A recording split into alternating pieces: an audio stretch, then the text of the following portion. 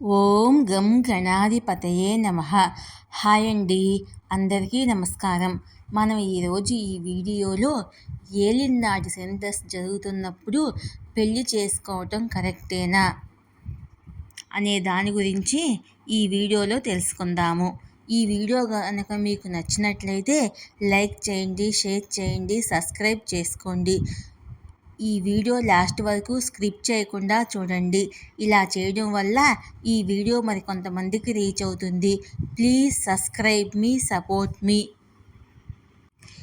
ఏలినాటి శని అనేది చాలామందిని భయపెట్టే సమయము. ఈ సమయములో శుభకార్యాల విషయంలోనూ భయపడతారు. అయితే ఏలినాటి శని ఉన్నప్పుడు పెళ్లి చేసుకోవచ్చా? 7.5 శని కాలము, దాన్నే ఏలినాటి శని అని అంటారు. ఇది ప్రజలకు అనేక అనుభవాలను నేర్పే కాలము. దీని నిజమైన అర్థం ఏమిటంటే, శనిదేవుడు జీవిత పాఠం నేర్పడానికి 7.5 సంవత్సరాలు అనేక కష్టాలను ఇస్తాడు. చాలామందికి వివాహం అంటే కొత్త జీవితానికి నాంది. అందుకే ఎప్పుడు పెళ్లి చేసుకోవాలి, ఎప్పుడు పెళ్లి చేసుకోకూడదు అనే జాతకాన్ని చూసుకోండి. అంతేకాదు, శని 7వ స్థానంలో ఉన్నప్పుడు పెళ్లి చేసుకోవచ్చా, అది చేయకూడదా, అలా చేస్తే ఏం జరుగుతుందో ఇప్పుడు మనం తెలుసుకుందాము. శనిదేవుడు కర్మకారకుడు. మనం చేసే కర్మల ఆధారంగా ఫలితాలను ఇస్తాడు. 7.5 సంవత్సరాలకు ఒకసారి అతను ఒక రాశి నుండి మరొక రాశికి వెళ్లేందుకు పట్టే సమయము. ఆయన రాశిలోకి మారినప్పుడు సంచరించే రాశికి ముందు, తర్వాత రాశికి 7.5 శని కాలాలు ప్రారంభం అవుతాయి. శని మన రాశికి పూర్వం వచ్చి కూర్చున్నప్పుడు శని 7.5 ఆక్రమించిందని అంటారు.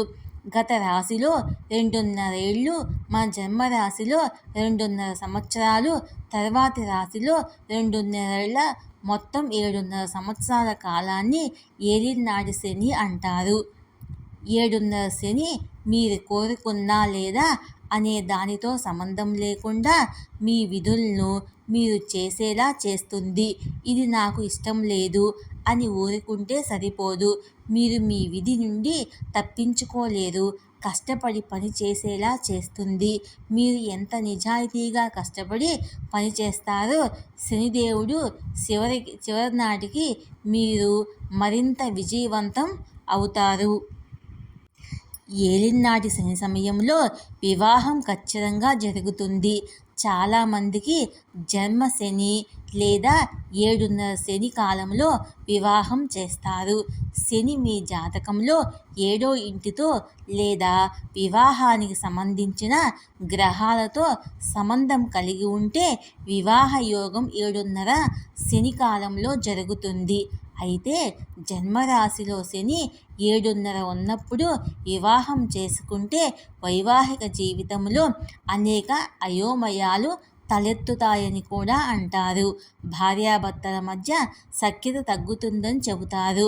అనారోగ్య ప్రభావము, సంతానం లేకపోవటము, మాంగళ్య బలం తక్కువగా ఉండటము, దాంపత్య జీవితంలో సుఖ సంతోషాలు పోయి కష్టాలు పెరుగుతాయని జ్యోతిషశాస్త్రంలో చెప్పబడింది.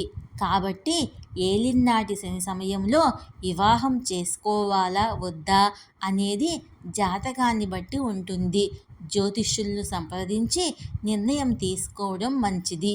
ఏ ఇతర రాశిలో 7.5 శని లేదా వ్యక్తిని మీరు వివాహం చేసుకోవచ్చు. ప్రభావాలు ఎక్కువగా ఉండవు. ఏలినాటి సమయంలో మంచి పనులు చేసేందుకు అవకాశాలు ఉంటాయని చెబుతారు. కానీ వాటికి ఖర్చులు కూడా అధికంగా ఉంటాయని అంటారు. ఈ వీడియో కనుక మీకు నచ్చినట్లయితే లైక్ చేయండి, షేర్ చేయండి, సబ్స్క్రైబ్ చేసుకోండి. Please support me, subscribe me.